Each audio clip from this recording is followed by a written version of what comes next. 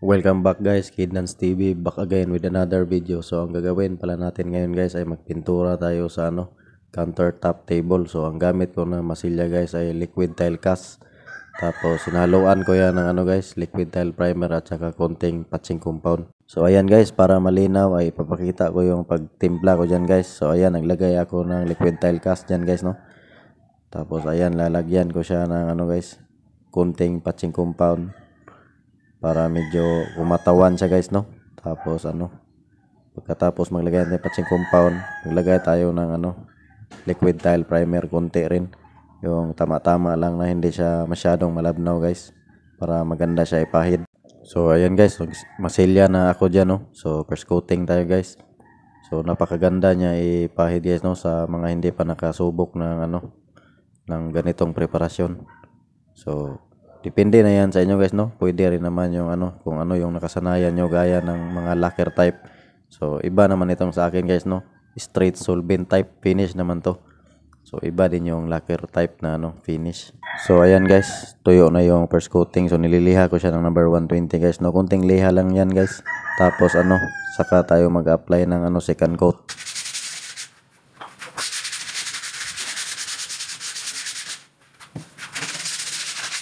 Yan, fast forward na tayo guys, mag-apply na tayo ng second coat. So hanggang second coat lang ako dito guys, no. Yan na yung final na masilya ko.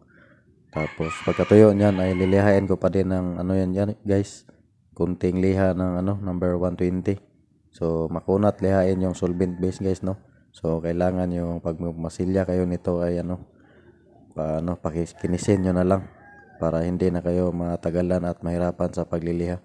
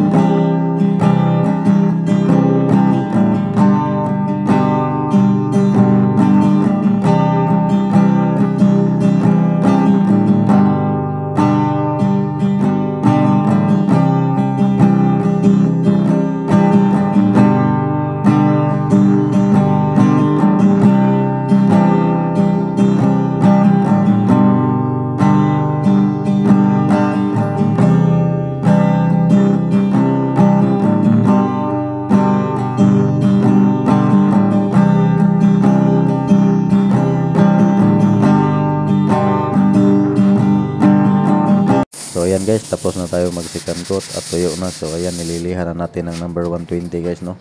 Tapos saka tayo magpa-primer ng liquid tile primer pagkatapos magliha. So ayan guys, pati yung mga edging ay cast lang din yung ginamit ko dyan guys. Hindi na kami nag-apply ng ibang masilya dyan gaya ng body filler o kung ano pa. So cast lang din yan guys, yung sa mga edging. Ayan. So kapag mga ganyang preparasyon guys, kahit ang itop coat nyo dyan, pwede mapa-automotive man o kaya yung water base. So matibay pa din yung resulta guys. So ayan guys, fast forward na tayo. Natapos ng lihain guys. So ngayon ay tanggalin yung mga alikabok. Tapos magpa-primer na tayo ng liquid tile primer na may halong yan guys, liquid tile reducer. Yung hindi naman sobrang labnaw guys, tama-tama lang.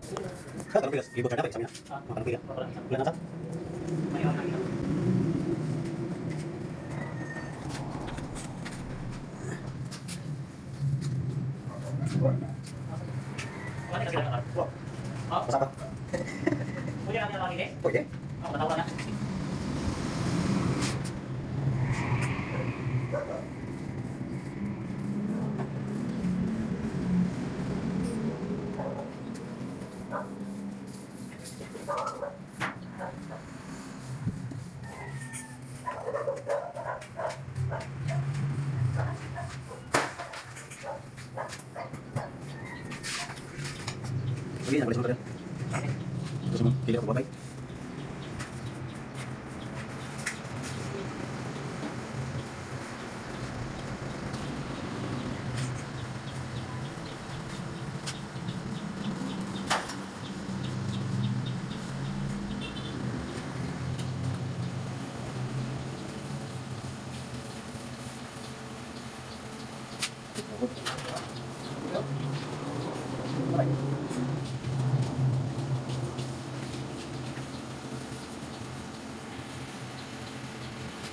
Halo sa ikan baik.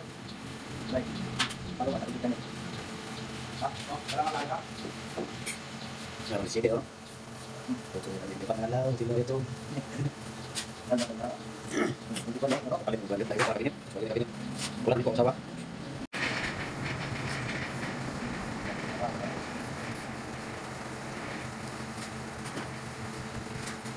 Hujan.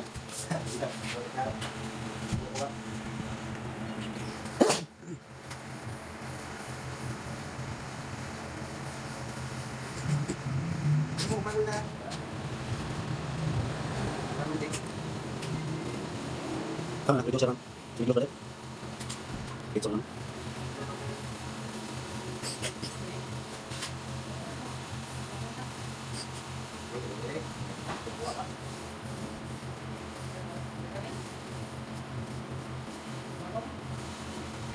So pagkatuyo ang primer guys ay lilihain natin ng number 120, tapos ayan yung top coat namin guys, no, semi-gloss liquid tile. So ayan na guys yung first coating natin ng semi-gloss liquid tile top coat. So napakatibay at napakaganda ng top coat na yan guys. So siya, no, puting-puti, madaling magsara.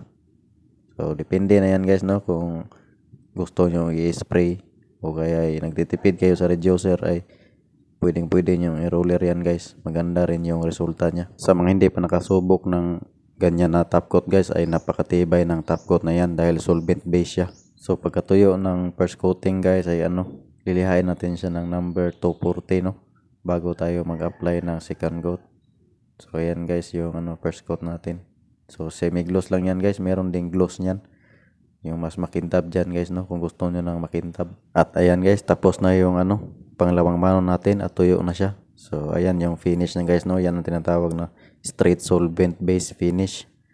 So ganun lang guys, no, sana may idea kayong nakuha sa ating video ngayon. Sa mga hindi pa nakapag-subscribe, please subscribe, like and share. Maraming salamat sa panonood.